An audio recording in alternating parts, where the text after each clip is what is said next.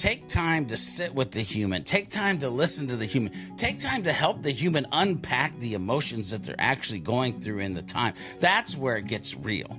That's actually where you'll lean more into the spiritual side of it, the emotional side of it, the human side of it. You know, Liz, you said something a little bit ago where you're like, about how that emotion makes you feel, or, you know, like, what does that say about you? It says I'm a human. That's what it says.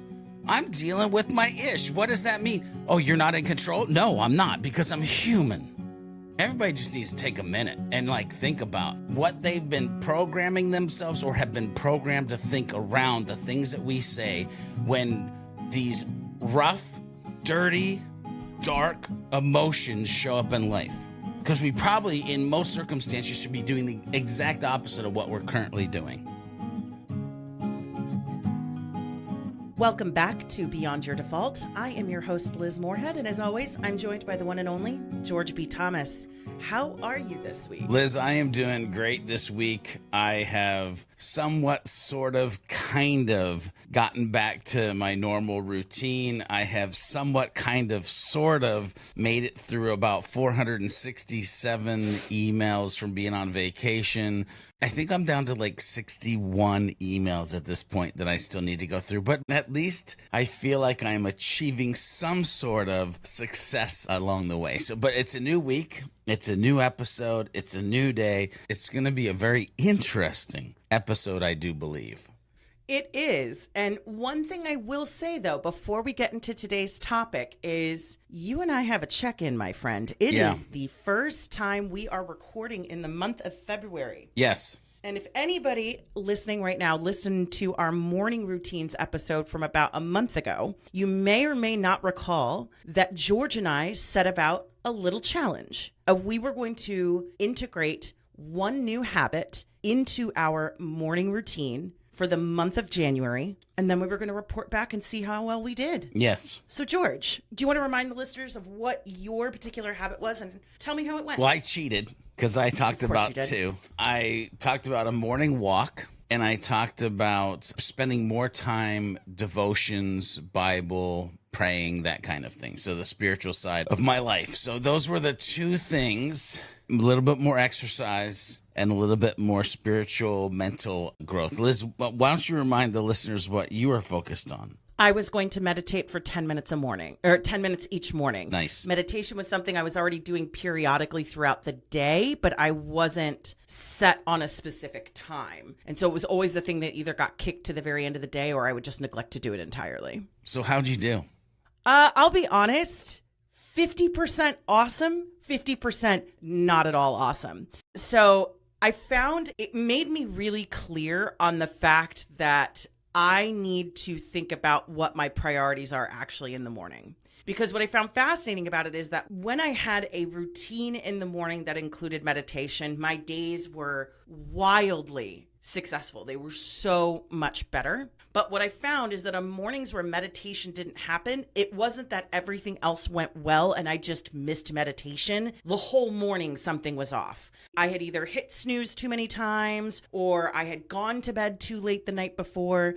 It was a leading indicator that my whole way of mornings was kind of off. So on the one hand, it wasn't as successful as I wanted it to be. I took a look at my Calm app this morning, and of the 30 some days that we were tracking for this month, I did it for about 20 successfully. So there were about 10 days where it was off, and enough of those days were weekdays. So it wasn't just like, well, Liz, maybe you just were needing a nap. No. There were very clear indicators for me that I need to reevaluate what my mornings are like overall, because they were either great or I'm rushing around like crazy. The fact that I had to track a single habit was really powerful in illuminating that, because again, it had nothing to do with the meditation itself and everything to do with how well was I setting myself up for success in the morning.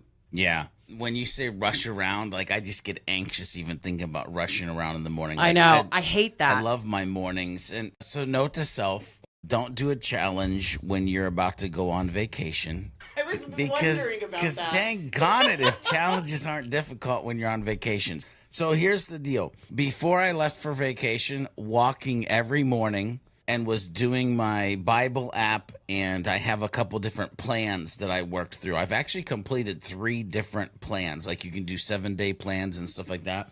So it was going great. Went on vacation, and vacation mode just set in. Now, did I get up in the morning and walk around? Sure, I was on a cruise ship. Did I get up in the morning and walk around? Sure, we had like things that we would go out and do when we would hit the shore.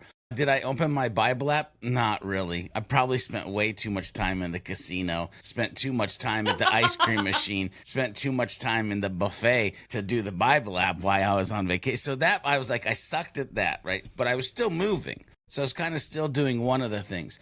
Now, since I've been back, I've been vigilant about the Bible app and the plans that I'm doing. But because of, and I'm making an excuse here, so before anybody writes in, I fully understand what I'm doing as these words come out of my mouth. 467 emails and trying to catch up over the past week. I haven't been out to walk yet, but I know that that's going to change starting today, and so I'm going to get back on track because I really did enjoy the about 10 to 15 days of walking every day and doing devotions, and I really had started to feel good about my ability to set a goal, to set a challenge, and to be able to roll with it.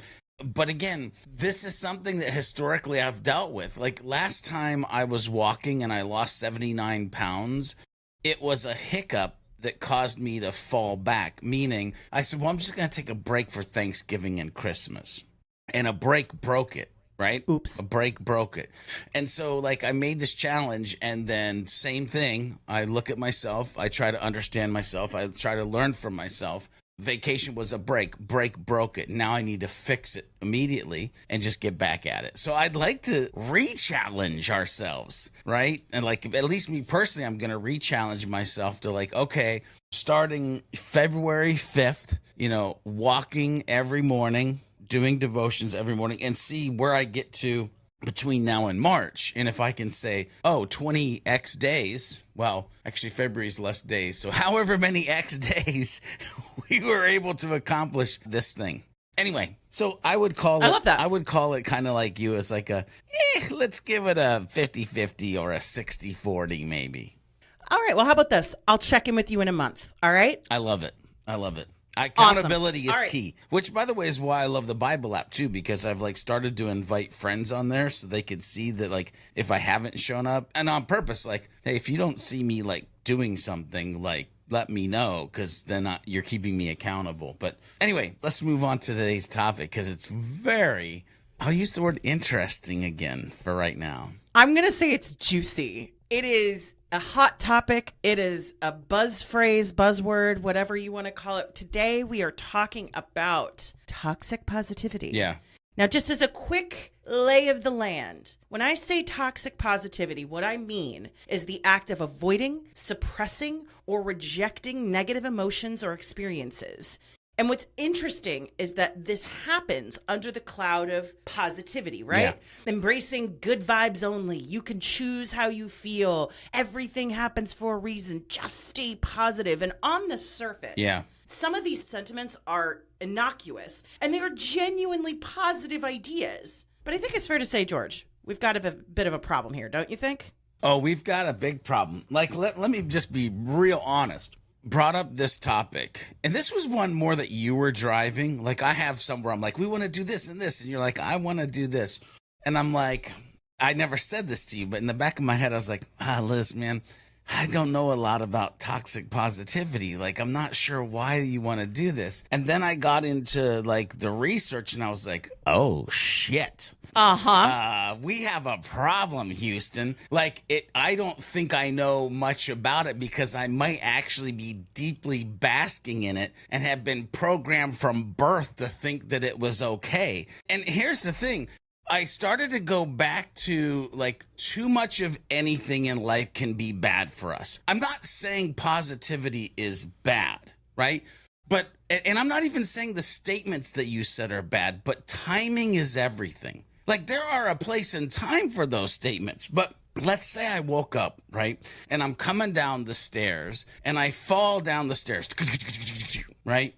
And I'm like, today is gonna be a good day. And I go outside and I like go out to my mailbox, and all of a sudden a dog runs up and bites me in my leg. And I'm like, positive vibes only. And I keep walking down, and I'm crossing the road, and all of a sudden I get hit by a car, and I'm at the park by my house, and EMS pulls up, and I'm like, oh, just walk it off, homie. Just walk it off. It'll be okay. Like, at some point, you're doing this, you're saying this, and you're just blatantly ignoring the fact that your body is broken, your mind is broken, your spirit is broken, like, and you're ignoring and you're pushing down things and feelings that you should be dealing with in the thing of, don't worry, be happy. By the way, that song, whole new meaning when you think about toxic positivity and freaking don't worry, be happy song. But some of this goes to the point where it's not real life. And for many of us, and we'll dig deeper into this idea of like, if you have a growth mindset, if you're on a journey to live a life beyond your default, some of this, most of this actually just becomes a knee-jerk response to not wanting to deal with something or not wanting to listen to somebody about something. Now, here's the thing. Without listening, paying attention, you're leaving yourself and others that need you to be there, yourself and others, like you're blatantly ignoring them. So if you want to be unapproachable, unrelatable, if you want to be what I call historically a douchebag, then jump in and swim and don't pay attention to the rest of this conversation. But positivity, when turned toxic, does not validate the feelings that you're having or the feelings of others. Toxic positivity, when it rears its ugly head, leads us to avoid the problems that we have in life completely. And if we ignore the problem, we can't fix it. If we don't fix it, we aren't growing. If we don't grow, we won't reach the destination that we're trying to live beyond our default. And here's the problem. If we don't grow, we won't reach it. But it's because we're trying to grow that we might be facing what we're talking about today. Liz, why do you think it's important that we talk about the conversation today? Well, first of all, I have to say, I am so glad you shared your emotional journey around this topic. One, because it shows that you have an immense amount of trust in me, which is why we're doing this project together of like, okay, I don't know where this crazy lady's taking us, but we're going to go. We're going to head out on a journey. But then what you said there about like, oh, you Taylor Swifted yourself like, hi, it's me. I am the problem. It is me. I very much had some similar realizations about that, particularly over the past few months. And we'll get into that. But why is this conversation important?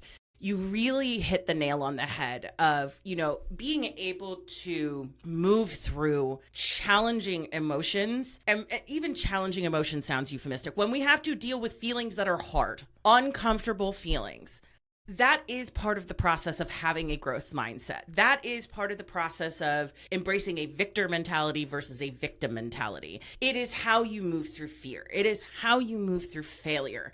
But what really gives me a great deal of anxiety, and it's something that I've had personal experience with both on the receiving end and as the gifter of the toxic positivity, you cannot sidestep sitting with your feelings, honoring your feelings. It doesn't always have to be productive. Sometimes it's just sitting in the muck.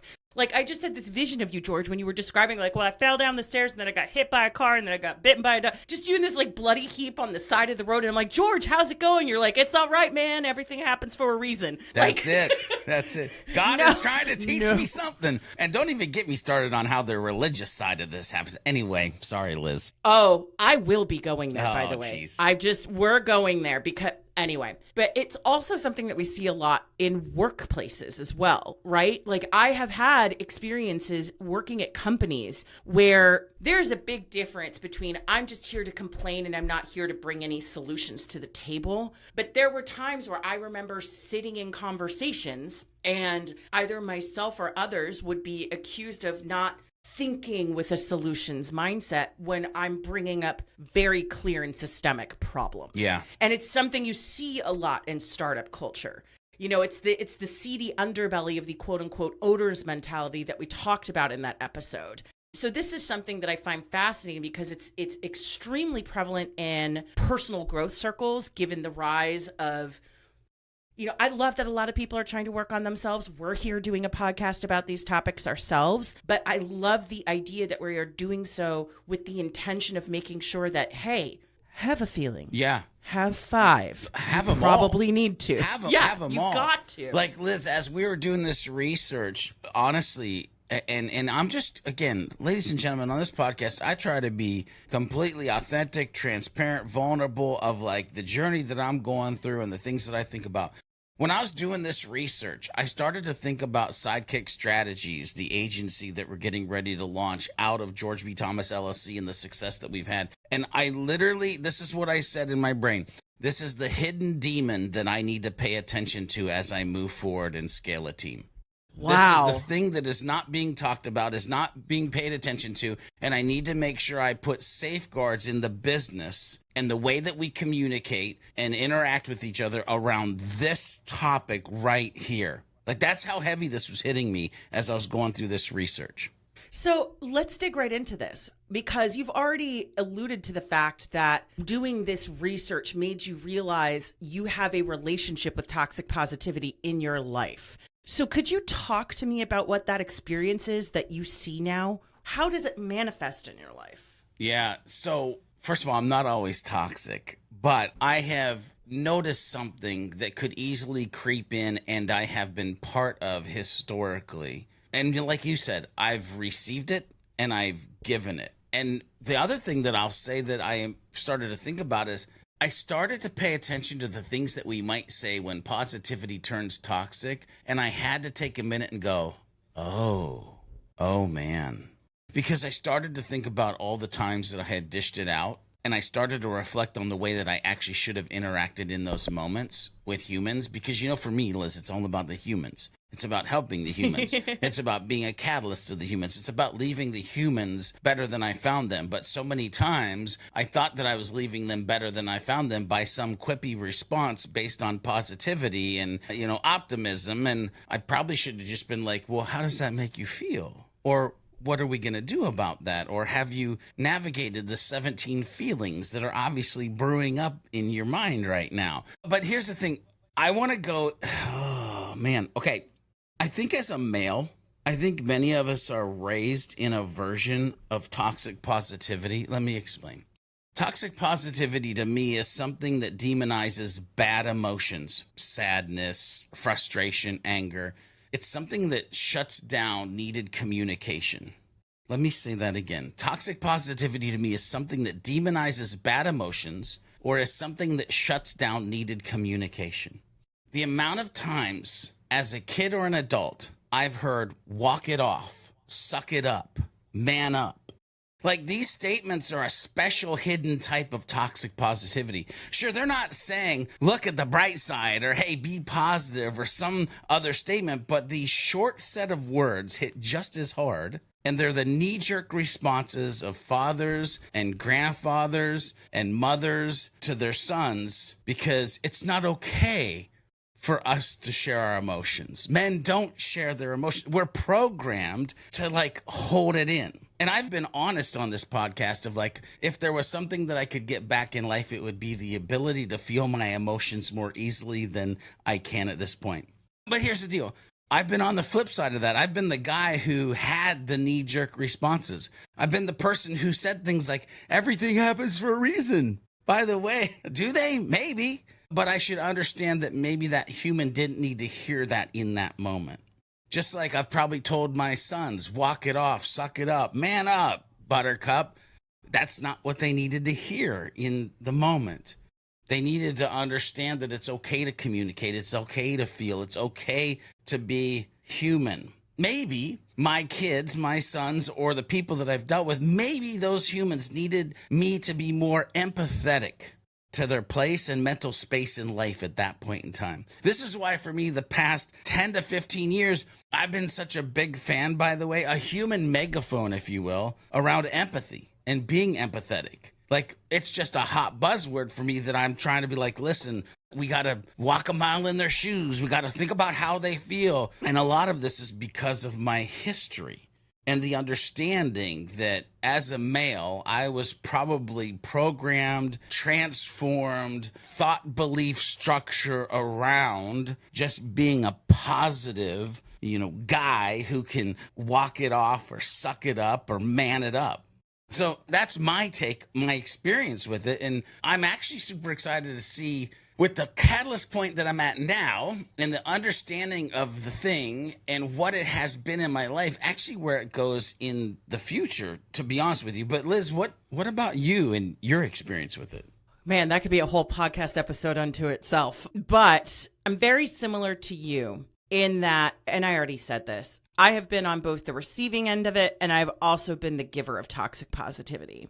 And when I think about why that is, it always is rooted in something that has good intention. So for example, I wrote about this in the last issue of the Beyond Your Default newsletter. I talked about how last summer, one of my mantras that I used to say about myself whenever I would feel overwhelmed with fear or anxiety or sometimes anger, there's a lot happening last summer. I would tell myself feelings aren't facts. Now that was rooted in the idea of I'm an emotional person, but I fundamentally believe it is not smart for me to make decisions from an emotional place. I believe that feelings can inform, they can instruct, they can point us in a certain direction. But again, while I'm an emotional, deep in my feelings kind of girly, I don't want to make emotionally driven decisions. I want to make decisions from a place of fact. That started to backfire, however, because what we said before, right? You were talking about how it demonizes emotions. There's this incredible quote from Brené Brown. We cannot selectively numb emotions. When we numb the painful emotions, we also numb the positive emotions. And so I ended up in this weird loop where I would start feeling a lot of panic and anxiety every time any sort of emotion came up because I had to, quote, do something productive with it. Now, I'll get into more of that later, but on the flip side of that, as the person who is doling out toxic positivity, it was rooted in a place of I see someone I care about in pain. I see a way out of this. I want to help them get to the happier place faster. But that really is rooted somewhere deep in my psyche around, I genuinely care for these people. And also, it is not my job to fix. It is not my responsibility to carry someone else's emotions for them. And it is also certainly not okay for me to direct someone on how they should be feeling about a particular situation. And that was something I found myself lapsing into a lot before my divorce. And, looking back in hindsight, I can see the fact that I was clinging to a lot of toxic positivity and, all of these different ideologies around it because I was refusing to look at the turmoil I was actually in. I had become so disconnected from my emotions that it disconnected me from my intuition, and it disconnected me from the fact that for years I knew something was very wrong. I was ignoring it. I was training myself the way I think a lot of people are now becoming trained to not listen to our emotions. Emotions, there's a reason why we titled it this way. It's toxic positivity and the insidious movement to criminalize emotions. I'll give you another example. I spend a lot of time on TikTok because I like silly videos. I like silly cat videos. I like silly bird videos. I like the people who distill world history into funny, quippy little skits. But one of the things that I have noticed on TikTok and other social media platforms is this embracing of labels around feelings. You can't just feel a feeling. It has to be some diagnoses or label or something else. For example, there's something called limerence, which is essentially this unhealthy fantasy romantic idea that you have around somebody, but it's completely distorted from reality, right? It's not healthy. You don't actually want to be with them. They are a placeholder for some sort of deep-rooted emotional turmoil. You can't just have a crush anymore. You have limerence. You can't just be sad. It has to be this deep, distraught thing. And so what I'm noticing is that whether we're talking about growth mindset circles, whether we're talking about social media, whether we're talking about work, there is this push away from just hey guys, it's okay to just have a crush. It's okay to just feel a feeling. But emotions are still really critical to the human experience. That's my thinking around it. So I would love to get your thoughts here, though. Yeah, but go ahead. Yeah, well, I'm glad you brought that up about TikTok and the extremism, because I just deleted TikTok off my phone. We'll continue to use it from a business standpoint, but what's funny is as I was doing one thing more in my life, I would get these glimpses of video clips that I had watched, and they were counterintuitive things to what I was actually trying to input in my brain. And I said, you know what? I don't give an F if it's a flat earth or a sphere earth. I don't give a rip about if it's the Book of Enoch or not. I don't give a rip. Like, there's all these things that you find on TikTok, and I'm like, you ended up on flat Earth TikTok. Oh my God. Like, well, flat Earth TikTok. I ended up on this because I like Bible stuff. But when you go into the Bible realm, there's the anti-Bible realm, and there's all the conspiracy theories around like this. And I'm like, I don't need that in my life. You are no longer gonna live on my phone. I don't need your extremism. I'm trying to get back to basics here, baby, because I'm on a journey and I need to breathe as much oxygen as humanly possible. And you're trying to give me carbon monoxide. So anyway, that was a long-winded rant to say TikTok is no longer on my phone. And I'm really paying attention to what I'm allowing to be input into my brain. And a lot of it is because of like what you said and just the way. Anyway, let's move forward. Yeah, I like what you said there about the extremism of it, because I think when we look at anything from an extreme perspective, there's going to be a huge problem. So going back to crush versus limerence, like limerence is an actual thing. Limerence is something where you need to be careful. It speaks to maybe some trauma, maybe some fears around like living your life. There are a lot of different reasons why that could exist. But it's also like every time a kid has trouble sitting still and they're like, oh, ADHD. As someone who has ADHD, I find it really frustrating because now that it's become overdiagnosed, overprescribed, it becomes harder for people who actually have it. Constantly question things like that. Anyway, Going off on a tangent here, I want to get your opinion on this. Why do you think there's such an aggressive push to be 100% productive about our emotions all the time? I think there's two things here. One I'm going to list under compartmentalization, and one I'm going to list under programming. I think there's this aggressive push to 100% be productive with our emotions because we don't freaking understand them, and we don't take time to understand them. And as quickly as we can put them in the little box that is labeled anger, or as quickly as we can put them in the little box that's labeled fear, we can check the box that we've actually taken care of it because we moved it from point A to point B. But we moved it from point A to point B with our eyes being closed. We moved it from point A to point B with our mind being closed. We moved it from point A to point B and didn't learn any lessons from it at all because we didn't take time to like just bask in the pain, the uncomfort, to actually get the growth out of it. But we put it in a box, so we compartmentalized it. And so we're like, it reminds me of the I Love Lucy thing that we've all seen at the chocolate factory where they're just coming fast. We don't know how to deal with any of them. I don't know how to deal with these 27 feelings that I have right now because you just did like a huge dick move as I was trying to merge onto the freeway. Like, but we put them in the box and we move forward. We shut it down. The other piece I think is we're programmed.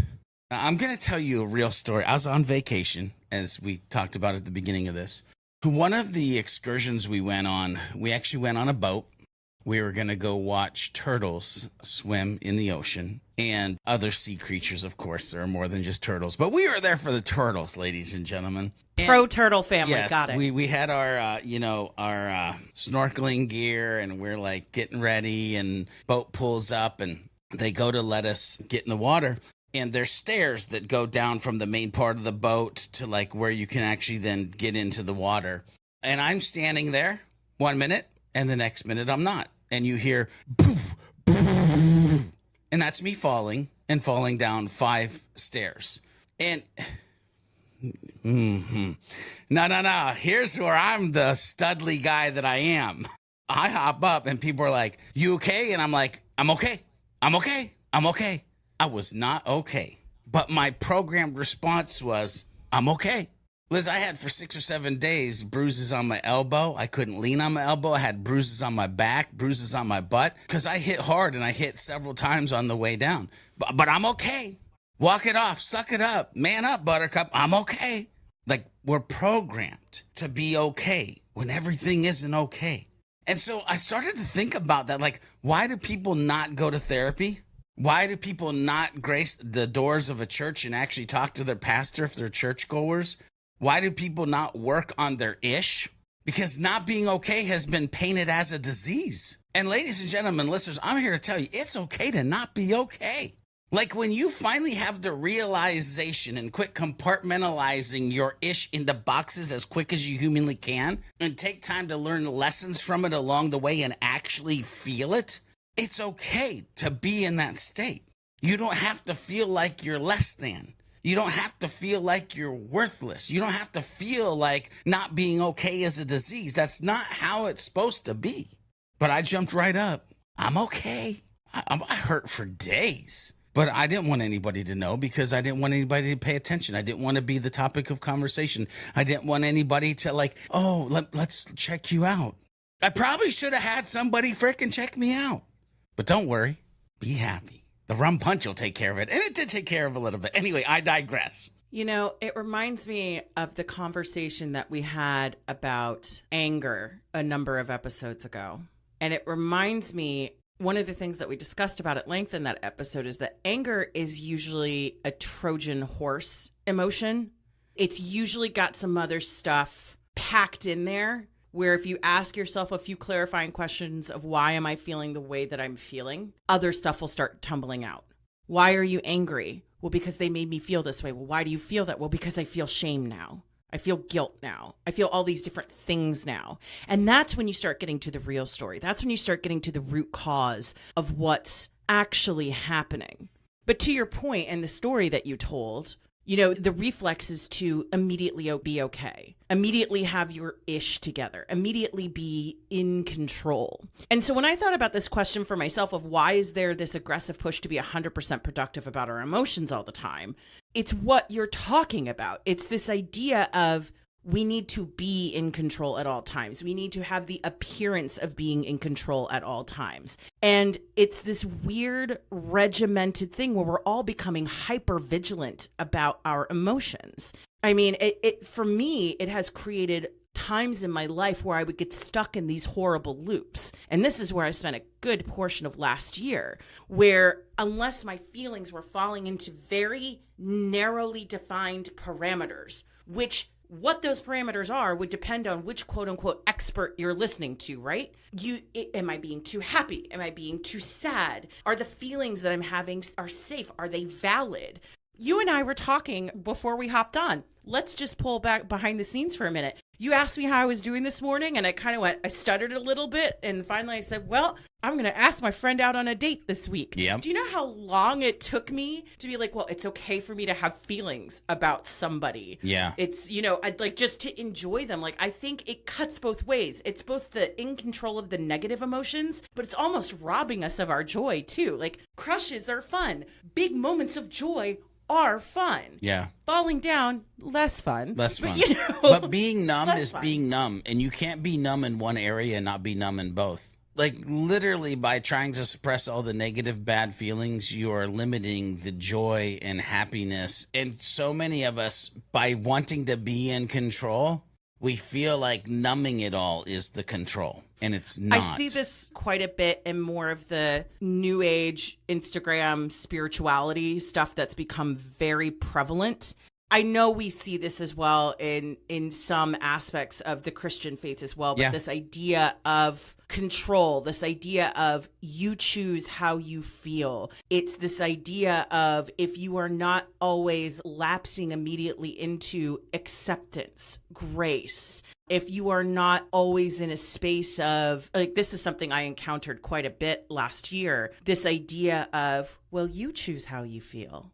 Well, what does it say about you that that's the feeling you're having? It's this very, again, for lack of a better word, it's in the title. It's an incredibly toxic way of thinking because we have to be able to stay connected to our emotions. Yeah. They're not feelings are not the enemy here, people. No. The fact that people make us feel like the feelings are the enemy, that's the real enemy. Like, Listen, and it's funny because you brought up new age spiritual like circles. Like, I love humans.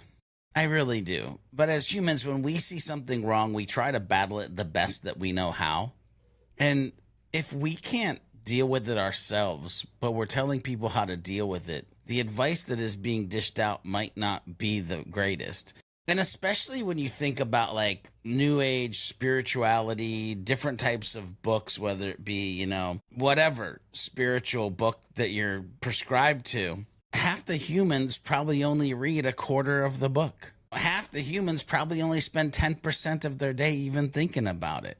But then they make these like larger than life pillar of value decisions and statements based on knowing half the story. Like, why do you think one of my big things is to say I want to spend every day 30 to 45 minutes in a devotion, the Bible, or something spiritually related? It's not by coincidence. It's by I need to be paying attention to that. So when we get into topics like this, when we get into other topics along the way, that I actually have some substance other than just my life and my experiences and the way that God and the universe has created me to be, to actually lean into, that isn't just some dumb thing of like, just some dumb statement that we heard on some dumb YouTube video and thought it was cool and decided that we'd tell the next 7 people that we see that are dealing with an emotional punch in the face because we think it'll make us look and sound cool. Stop it. Just stop it. Like, take time to sit with the human. Take time to listen to the human. Take time to help the human unpack the emotions that they're actually going through in the time. That's where it gets real. That's actually where you'll lean more into the spiritual side of it, the emotional side of it, the human side of it. Liz, you said something a little bit ago where you're like, about how that emotion makes you feel, or, like, what does that say about you? It says I'm a human. That's what it says. I'm dealing with my ish. What does that mean? Oh, you're not in control? No, I'm not, because I'm human. Everybody just needs to take a minute and like think about what they've been programming themselves or have been programmed to think around the things that we say when these rough, dirty, dark emotions show up in life. Because we probably, in most circumstances, should be doing the exact opposite of what we're currently doing. Well, I think what we need to acknowledge here for a moment is that we talk about toxic positivity as if it's this dreck, this sludge that is poured over unwilling people who just want to be with their feelings. And that's not true. What I find fascinating about this whole topic is that there is something actually very attractive about toxic positivity. There's this book called Toxic Positivity, Keeping It Real in a World Obsessed with Being Happy. And it talks about it from the spirituality side. Wellwood noticed that many people were using spirituality as a way to avoid painful emotions and experiences. This continues today in many spiritual practices or communities worldwide that offer countless ways to create, quote, unlimited happiness and manifest everything you've ever wanted without acknowledging the internal or systemic barriers that may get in the way. So when I think about my own experience with toxic positivity, as I alluded to earlier in this conversation, it allowed me to disconnect from the very dark and unhappy emotions about how I was feeling in my life, and that my intuition had been screaming at me for years that something is very wrong. The call is coming from inside the house. This perfect on paper life is not perfect if you just scratch a little bit. And I finally did, and that's how we ended up here today. Happier, a little more bruised, whatever. But before I got to that point, the last stop along the way for me was embracing a lot of toxic positivity mindsets. Because as someone who, I'm a big process person. I'm a big personal growth person, as evidenced by the fact that I'm sitting here having these conversations week after week with you. And I loved this idea of oh, there's a process for this. There's this way to kind of, I didn't think about it as hacking, but there are these processes and tools you can use that can help you achieve things faster, do things more efficiently, not become a slave to the negativity that we can end up in, particularly if you're prone to anxiety, you're prone to panic, things like that. It is very attractive in that way that it gives you back, quote unquote, control of in a set of circumstances that you feel out of control. Now, I'm not saying that sitting down and getting very clear about what you want your life to look like 5 years from now, figuring out exactly what steps you need to take in order to achieve those goals, positive affirmations. We've talked about positive affirmations and speaking kindly to yourself, but it's that sidestepping. It's that I want to take an emotional Percocet rather than go through the pain of getting my bone reset and put in a cast. Oof. Right? Like, it's this, I want to find a shortcut, but I don't think a lot of people think of it as a shortcut. We just think we've been doing it wrong. And that's just simply not the case. An emotional Percocet. Woo! I'm just saying. Man. So that's going to, I just hope you know, that's going to hit a lot of people hard. So back when I was a youth pastor, associate pastor, I would have these moments that we would call 2x4 moments in a message that we'd give, where we knew the verbal words coming out of our mouth would emotionally impact somebody's inner core, spirit, whatever you want to call it. And for you, I just hope you know that you probably just gave 10, 20, 100, a couple thousand people an emotional 2x4 by that little statement. Like, poof, hit him across the cranium just for a hot second. Now let's get back to work. It reminds me of a story that I've shared with you before, actually. There's this great video, which I'll put in the show notes, from a rabbi named Dr. Abraham Tversky, I believe. Yeah. What I love about this is he talks about how those little hellish sea creatures, lobsters, are actually quite fascinating. Their shells are rigid. Their shells do not grow along with them. So what happens is periodically throughout their life, they'll grow a shell, they'll grow into the shell. At some point, they will become too big for the shell. The shell will break. They will have to grow a new shell. And then the whole process starts all over again until they're fully grown or however long that takes. It's a painful process. It is painful. There's no sidestepping it. There's no getting around it. And it also creates a state of vulnerability because at some point, this lobster has to go under a rock, break through its own shell, and grow a new one, which means at some point they are in their most vulnerable state they will ever be in their lives. And again, it happens multiple times throughout their lives. And that's where the growth happens. Exactly. And here's what's great, though. Here's what the rabbi says. He said, thank goodness that lobsters aren't people. Because if a lobster went to a hospital and was like, hey, doc, this whole house situation, this hurts, I don't like it, more than likely, that doctor's just going to give him pills for the pain. They're going to treat the symptoms and not challenge him of like, so this is going to hurt, but you got to go through this. You got to do it. You got to get to the other side of it. And so that's how I think a lot of humans, we respond to stress. Yeah. Whenever we have those feelings that fall outside of normal parameters, right? Oh, I'm happy. Oh, I'm too happy. It could all go away in a minute. Oh, catastrophic thinking. Or on the other side of the fence, right? Oh, I'm feeling bad. I'm feeling angry. I'm feeling what? Oh, I got to bring it back in. I got to control it. The response we have to these stressors is the emotional Percocet. Yeah, which by the way, we have to find a way to return to equilibrium. By the way, listeners, we by no means here are demonizing medication.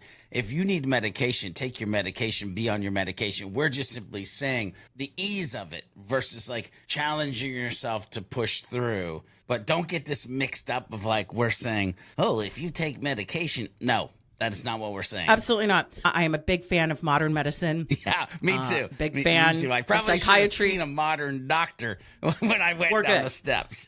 Anyway. No, it's more about doing the thing to numb the emotion. Yes. So, George, question for you. Where do you see the line being between toxic positivity and that productive, genuine optimism and adopting a victor mentality? Yeah. By the way, you did all the work for the answer on this one because I love the graphic that you shared in the research. I want to make sure that makes it over to the show notes for the people to visualize. Sure. And the graphic goes a little something like this. On the left-hand side, I'll just kind of explain it. It's got toxic positivity. On the right-hand side, it's got genuine optimism. I'll pick a couple of these just to go through. Toxic positivity might be like, being negative won't help you. Where genuine optimism might be, it's important to let it out. Is there anything I can do to make this easier for you? Toxic positivity might be good vibes only. Genuine optimism, I love you through all your emotional states. I love you through all of your emotional states. By the way, just glue that one to your brain. Smile, crying won't help you. That's toxic positivity. Or it's okay to cry. We all do. Can I get you a tissue or a hug? Like, which one of those do you need? Or toxic positivity might be just stay positive. Genuine optimism might be, yo, things are tough right now. Do you want to talk about it or do something lighthearted? To like, huge difference, right? First of all, if you look at this graphic, you'll see many of these on the genuine optimism side end with a question mark. On the toxic positivity, they're just statements that shut the conversation down. Okay? So the only piece that I'll add to that, other than them looking at the graphic and kind of starting to realize, oh crap, I've said that. Whoops, oh my gosh, 5 out of the 7 I've said, warning, danger. Maybe that's not you, but I sure can tell you that was my life when I started to look at this for a hot second. The only thing I'll add to the graphic and kind of that thought is it's okay and it's possible to offer a positive message or response without disregarding their negative emotions. I want to say that again because I really want you as the listener to understand it is okay and it is possible for you as a human to offer a positive message or response without disregarding their negative emotions or your own negative emotions along the way. I love that you pointed out the thing about the question marks because I hadn't even picked up on that. And what I love about that point is that particularly if you are in the position of you're sitting across from someone that you deeply care about, you see them in a state of pain. And as someone who genuinely cares about this person, our reflex is we want to remove this pain. And we want to do it as quickly and efficiently as possible because we want that pain to be as gone as quickly as possible. But one of the things I love about the point you made about the question marks is that you are allowing people to have ownership over their feelings, over their experiences. And also sometimes people don't want things to be fixed. One of my best friends, Jessie Lee, she and I always like to ask each other, what do you need right now? Someone to listen? A distraction? Or do you need advice? Yeah, I may have mentioned this before. I don't remember if I have or not in a previous podcast, so I'm going to mention it now.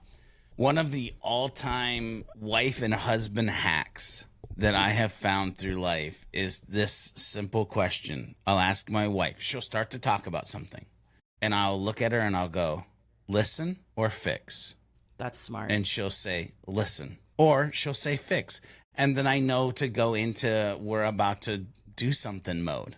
Because so many times when we were first married, I would just go into, I'm a guy. I go into fix it mode. I'm going to wrap some heads around because, you know, that she's mad because the kids didn't do this or her brother didn't do that or the person that we lived next to. Okay, let me go open up a can of whoop-boo. Like, you know, but I finally got to the point where I'm like, listen or fix. It's made a huge difference.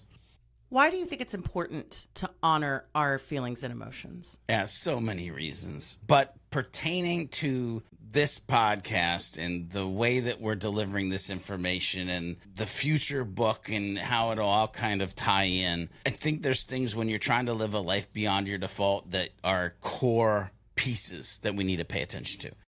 First of all, I'm a huge proponent of being authentic or authenticity and being self-aware of the human that you are.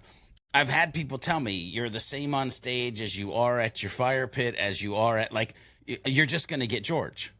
That's okay. Like, recognizing and accepting our emotions is key to understanding ourselves better. And we've literally done like understanding yourself and understanding others in the relationship, but understanding yourself leads to the ability to be more authentically you, to show up as a whole ass human, to align with our actions and responses with true feelings rather than denying or hiding them. So authenticity and self-awareness, emotional intelligence. Like I could honestly, this is going to sound weird, but like when I'm thinking about hiring somebody, I look less at IQ and more at like emotional intelligence, to be honest with you. But honoring our emotions is a fundamental aspect of developing emotional intelligence. It enhances our ability to understand and manage our emotions, as well as empathize, because I mentioned the word empathy before, empathize with others, leading to better personal and professional relationships, wife, kids, coworkers. One of the things that we have to be great at along this journey is we have to be great at making decisions. So when you honor your emotions, improve decision making, when we're tuned in to our emotions, instead of putting them in those compartmentalized boxes that I talked about, or just running off of basic programming that we've been given, when we're tuned in with those emotions, we can make more informed and balanced decisions. Emotions provide valuable information. Liz, you used the word intuition earlier, right? Emotions provide valuable information, intuition that can guide our choices and actions. We talked about numbing earlier, Liz. So the last one I'm going to bring up here of like, why is it important to honor our feelings? Richer human experiences. We got one go around at this. Like, it should be the best experience that we can create. We should be living a life beyond our default. We should be on the mountaintop. Emotions are a fundamental part of the human experience. Embracing the full range of our emotions, both positive and negative, allows for a richer, more fulfilling life. And that's what the freaking podcast is about. Trying to get you to have a richer, more fulfilled life along the way. So authenticity and self-awareness, emotional intelligence, improved decision-making, and richer human experiences. This is why it's so important for us to honor our feelings and emotions. Now, Liz, what are your thoughts? Like, do you have additional things that you're like this, that, or the other? There's a quote from Saba Tahir that really speaks to the importance of honoring your feelings and emotions, and it goes like this. Your emotions make you human. Even the unpleasant ones have a purpose. Don't lock them away. If you ignore them, they just get louder and angrier. Your emotions not only lead to richer human experiences, they are your compass that help you navigate the world. Whether it's teaching you how you need to look at something or it's illuminating a place where you need to do work. So for example, a friend of mine this past weekend texted me. Actually, let me go ahead and bring it up. He texted me a fascinating question. He asked me, how do I separate minor or less significant failures from catastrophic ones? I do this all the time. I'll freak out about something, but at the end of the day, nothing is ever truly a catastrophic failure. The earth keeps spinning and I'm not dead, so everything's just kind of minor. But how do I tell the difference? Ooh. So then I have a walk that I go on every single day. I walk about 1.5 miles, 2 miles. There's this gorgeous park in New Haven that I go to all the time called East Rock. And I kept thinking about it. And this is where my brain ended up going, which was a surprising spot. Suddenly I wanted to understand, well, why do we need to tell the difference between big failures and little failures? Is it like you only want to apply your catastrophic thinking to the big ones? And then I kept pushing myself, and I knew I couldn't answer for him. So I started asking this question for myself because I knew sometimes I wanted to separate big failures from little failures as well. And I found myself asking, when I have big, terrifying feelings about a failure, am I having feelings about the failure, or are the feelings really rooted in what does that failure say about me? And I went, okay, now we're getting somewhere interesting.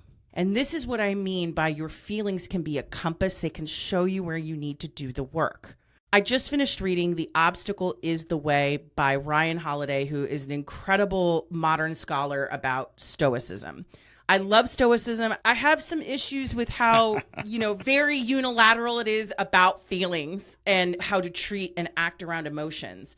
But one of the things that it does talk about is that, your fifis can sometimes get in the way of smart decision making. Yeah. And so when I thought about this conversation with failure that I started having with myself, that illumination of, well, a lot of the feelings that I have when I experience a quote unquote failure have very little to do with the circumstances of what is actually happening. And all of a sudden, it's like lighting up this portion of my brain that is reinforcing all of the worst stories that I have ever believed or thought about myself or had been told about myself by others. And so this is where I think emotions are incredibly important. It's why it's important to not only have the emotions, but take a moment to sit down and say, well, what are these feelings really? I'm feeling angry. Are you really feeling anger, or is it shame? I'm feeling sad and upset at this person. Well, why? What did this experience make you feel, and what does that tell you? Again, it's that Benjamin Franklin quote, things which hurt instruct. But also on the positive side, again, something lights up your whole body. What does that tell you? Is that bringing you closer to your purpose? Is that bringing you closer to your passion? We can't overlook those ineffable feelings where our whole body turns into a yes when we're around the right projects, the right communities, the right people. That is instructive as well.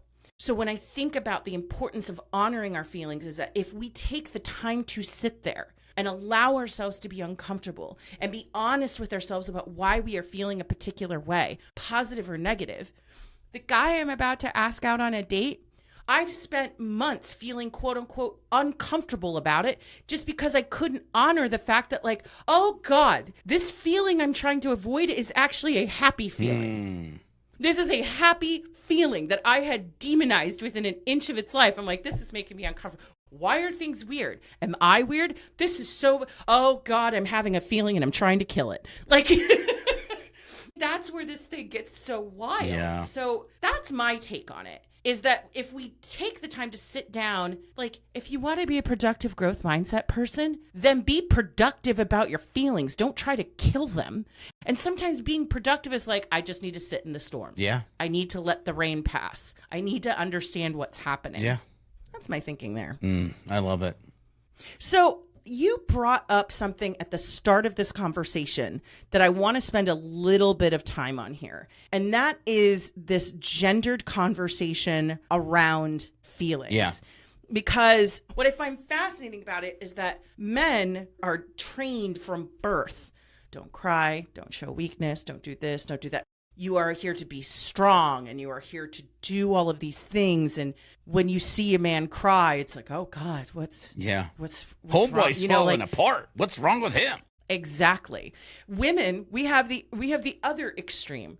Oh, that's her just being emotional. I'm using absolutist terms, right. But if we're talking from a stereotyping perspective, women struggle to be recognized in a positive light whenever they're showing assertive, go-getter tendencies. If she's being confident and passionate, in many cases, depending on what the work culture is like, she may be perceived as shrill. She wants it too much. She's a woman who doesn't like other women. And it comes from both sides. Like, here's what I will say. Do we have an issue with how women are perceived by men in the workplace and society? 100%. But I will tell you, as someone who is a woman herself, do you know who's freaking catty about women? Other freaking women. Facts. Like, nobody wins. Nobody wins in this scenario. So I want to spend a little time here for you. George, do you still feel uncomfortable displaying emotions? Yes, but I'm trying to get better at it. That's how I'm going to answer this. But I also want to dive a little bit deeper. It's funny, Liz. I got to unpack one piece. It's in my brain. My wife, for years, when we were first married, like, she would tell me, listen, I don't have girlfriends. I've got friends who are guys. They're just friends, because she just couldn't deal with the way that other women kind of run around each other and run over each other. But back to the guy thing. Here's what's crazy. I still have a hard time with sharing emotions, but I am actively trying to change that. I'm going to say something that's going to sound sad. I will sit and watch certain videos of people singing songs or overcoming challenges to try to make myself emotional, because I'm trying to deprogram the 52 years of you're not allowed to share your emotions. You need to walk it off, suck it up, buttercup, be the man, because I'm trying to become more in tune with the emotions. Here's the funny thing, Liz. When we were doing this research, I went over to YouTube, because you always like to give me articles that I have to read, and I read them. I know, I'm sorry. Or I put them in Natural Reader and I listen to them and read them at the same time. But I went over to YouTube and I typed in, what is toxic positivity? You want to know how many men showed up in the top 10 results? 0? No, it was better than that. It was 3 out of 10. 3 out of 10 thumbnails had men. Hang on, because I'm not done yet. But here's the funny thing. Results 9 and 10 were men, and here's the titles. 2 easily remembered questions that silence negative thoughts. And it's exactly what it sounds like. It is not talking about toxic positivity at all. It's just an algorithm that thought it was close enough to throw it in the top 10 results. The second one is pathological positivity, how to be positive no matter what. Again, not about toxic positivity. So there was one dude in the top 10 search results that actually had a video that was aligned with the topic of toxic positivity, emotions, and it's a good video, by the way. It's a good video. Liz, we're not even in the dang conversation. Men are not even in the dang conversation.